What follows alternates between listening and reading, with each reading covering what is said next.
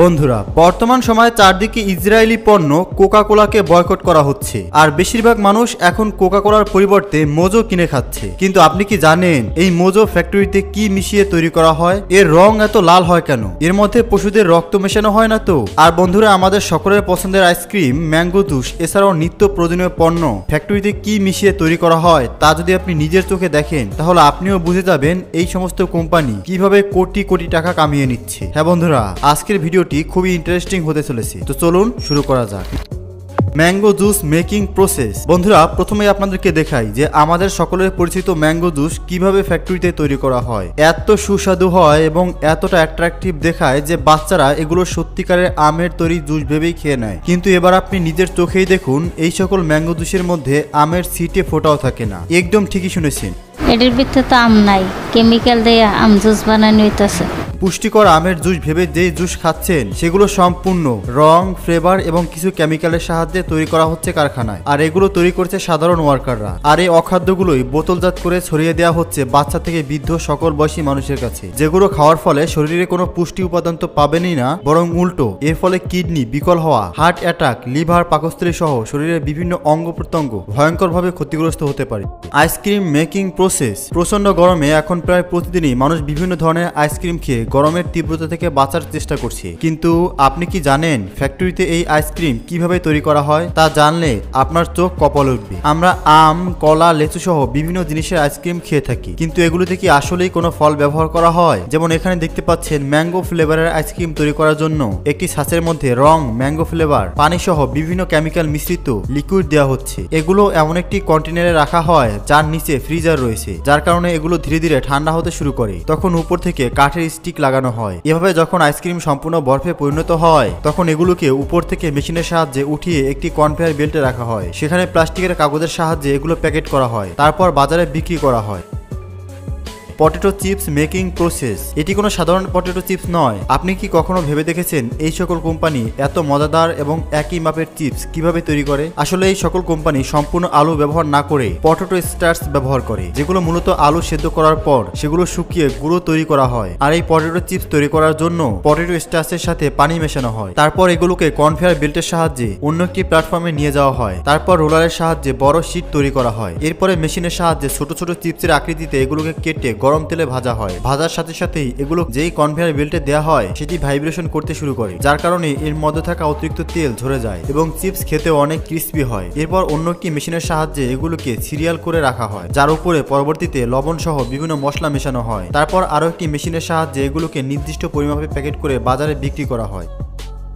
Candy বার making process. বন্ধুরা 5 star কিংবা এই ধরনের চকলেট নিশ্চয়ই খেয়েছে, কিন্তু আপনি কি জানেন এগুলো কিভাবে তৈরি করা হয়? এগুলো তৈরি করার জন্য sugar, coconut oil, cotton syrup, molasses সহ আরো বিভিন্ন কেমিক্যাল মেশানো হয়। এই সবগুলো উপাদান একসাথে মিশিয়ে 8 মিনিট গরম করা হয়। এরপর বড় একটি পাত্রে ঢালা হয় আর পূর্বে তৈরি করে রাখা পিনাট বাটারকে এর ভেতরে মিশিয়ে দেওয়া হয়। তারপর এগুলোকে স্টেচারে দিয়ে 5 মিনিট পর্যন্ত স্টেচ করা হয়। তারপর গরম গরম এই ক্যান্ডিগুলোকে একটি রোলারের মধ্য দিয়ে চকলেট বারের আকৃতি দেওয়া হয়। পরবর্তীতে আরো একটি মেশিনের সাহায্যে এগুলোকে ছোট ছোট করে কেটে নেওয়া হয়। তারপর এগুলোকে হট চকলেট লিকুইডের মধ্য দিয়ে যেতে হয়। তারপর এগুলোকে এক এক করে প্লাস্টিকের কাগজে প্যাকেট করা হয়, যা পরবর্তীতে বক্সের সাহায্যে বাজারে পাঠিয়ে দেওয়া হয়। Egg breaking machine. বড় বড় ফ্যাক্টরিতে এক এক করে হাত দিয়ে ডিম ভাঙা খুবই সময় সাপেক্ষ এবং ঝামেলার কাজ হয়ে থাকে। বিশেষ করে যেই সব কারখানায় অনেক বড় বড় কেক, বিস্কিট সহ ডিমের তৈরি অনেক খাবার তৈরি হয়, সেখানে এই ধরনের মেশিনের ব্যবহার করে খুব সহজে ডিম ভাঙা এবং ডিমের সাদা অংশ আর হলুদ অংশ আলাদা করা যায়, যা পরবর্তীতে আলাদা আলাদা বিভিন্ন কাজে ব্যবহার করা যায়। এছাড়াও এই মেশিন খুব নিখুঁতভাবে ডিমের খোসাগুলোকে আলাদা জড়ো করতে থাকে। Tomato ketchup making process. ফ্যাক্টরিতে টমেটো ক্যাচআপ বা টমেটো সস তৈরি করার জন্য প্রথমেই ফসলের জমি থেকে লাল টকটকে পাকা টমেটো সংগ্রহ করে ফ্যাক্টরিতে নিয়ে আসা হয়। ফ্যাক্টরিতে আনার পর প্রথমেই টমেটোগুলোকে ভালোভাবে পানি দিয়ে পরিষ্কার করা হয়। এছাড়াও এই মেশিনের মধ্যে থাকা সেন্সর খুব স্বাভাবিকভাবেই পরিপক্ক কাঁচা টমেটো কিংবা ময়লা চিহ্নিত করে সক্রিয়ভাবে সাথে সাথে আলাদা করে ফেলে। তারপর এগুলোকে গরম পানি দিয়ে সিদ্ধ করে কনভেয়ার বেল্টে দেওয়া হয়, যার উপরে থাকে একটি ধারালো রোলার, যার সাহায্যে টমেটোর উপরে খোসা সক্রিয়ভাবে আলাদা হয়ে যায়। এরপর এগুলোর পেস্ট তৈরি করা হয়, যা পরবর্তীতে প্লাস্টিক কিংবা টিনের কৌটায় ভরে অথবা প্লাস্টিকের কাগজের সাহায্যে প্যাকেট করে বাজারে বিক্রি করা হয়।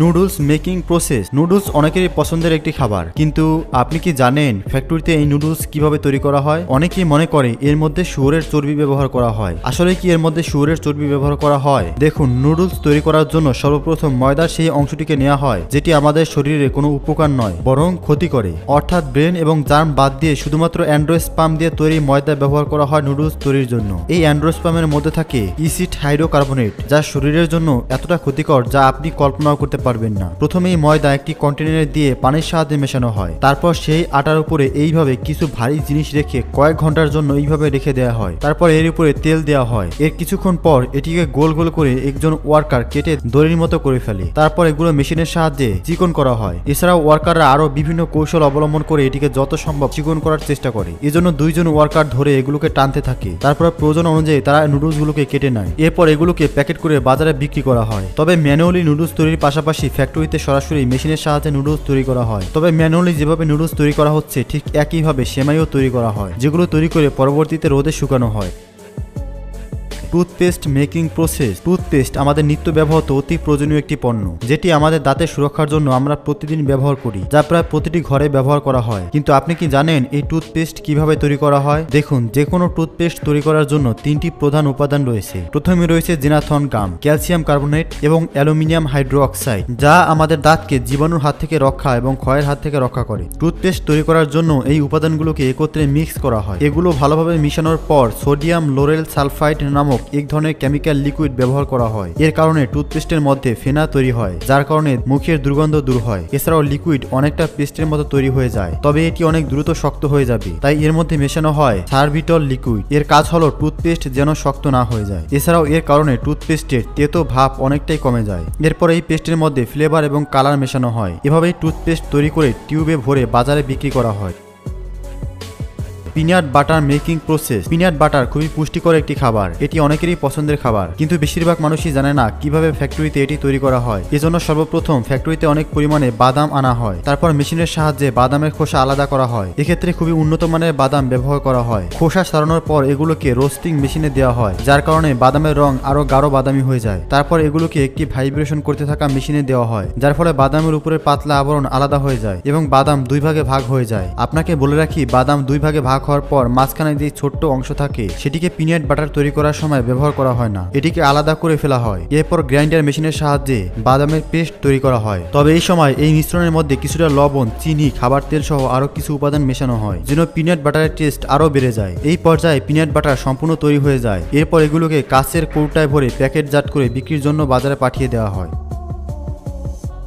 Mojo making process. Coca Cola boycott করার পর অনেকেই এখন ঝুঁকছে মোজোর দিকে, কিন্তু ফ্যাক্টরিতে কিভাবে এটি তৈরি করা হয় তা কি আপনি জানেন? মোজো তৈরি করার জন্য সর্বপ্রথম কার্বনেটেড ওয়াটারের প্রয়োজন হয়, অর্থাৎ এমন পানি যার মধ্যে কার্বন ডাই অক্সাইড রয়েছে। এছাড়াও এর মধ্যে মেশানো হয় corn syrup, phosphoric acid, citric acid, চিনি, এছাড়াও কারামেল কালার এবং বিশেষ কিছু কেমিক্যাল মেশানো হয়। মোজো তৈরিতে ব্যবহৃত পানির দিকে বিশেষ গুরুত্ব দেওয়া হয়, যেন মোজোর টেস্ট কিংবা কোয়ালিটির কোনো পার্থক্য তৈরি না হয়। এজন্যই এই পানিকে ফিল্টারেশন, পাস্টারাইজেশন সহ আরো কয়েকটি ধাপ অতিক্রম করতে হয়। এরপর এর মধ্যে সমস্ত উপাদানগুলোকে মিশিয়ে একটি সিরাপ তৈরি করা হয়, আর সর্বশেষ এর মধ্যে কার্বন ডাই অক্সাইড মেশানো হয়, যাকে কার্বনেশন বলা হয়। এভাবেই মোজো তৈরি হয়ে যায়। এরপর এগুলোকে বোতল কিংবা ক্যানে ভরে বিক্রি করার জন্য বাজারে পাঠিয়ে দেওয়া হয়। বর্তমান সময়ে মোজো একটা ক্যাম্পেইন চালু করেছে যে মোজো কিনলেই 1 টাকা ফিলিস্তিনিদের হাতে চলে যাবে। তবে সাবধান, আপনি যদি মোজো কিনেন তাহলে কখনোই ফিলিস্তিনিদের হাতে 1 টাকা যাবে না, যতক্ষণ পর্যন্ত না আপনি মোজো কেনার পর মোজোর গায়ে থাকা বারকোড স্ক্যান করে ওয়েবসাইট থেকে সমস্ত প্রসেস কমপ্লিট করবে। আর বেশিরভাগ মানুষই কিন্তু এই কাজটি করে না। এক সমীকরণে দেখা গেছে প্রতি 100 পিস মোজো বিক্রি হলে তার মধ্যে 1 থেকে 2 পিস মোজোতে বারকোড স্ক্যান করা হয়, আর বাকিগুলো ফিলিস্তিনিদের হাতে যায় না। সুতরাং মোজো কোম্পানি এখানে চালাকি করে নিজেদের ব্যবসা তো বৃদ্ধি করেছে ঠিকই, কিন্তু ফিলিস্তিনিদেরকে সত্যিকার অর্থে দান করার ইচ্ছে থাকলে এই বারকোড পদ্ধতি ব্যবহার না করে ডাইরেক্টলি দান করত। বন্ধুরা, মোজো কোম্পানি সম্পর্কে আপনার মন্তব্য কমেন্টসে জানাবেন। ধন্যবাদ।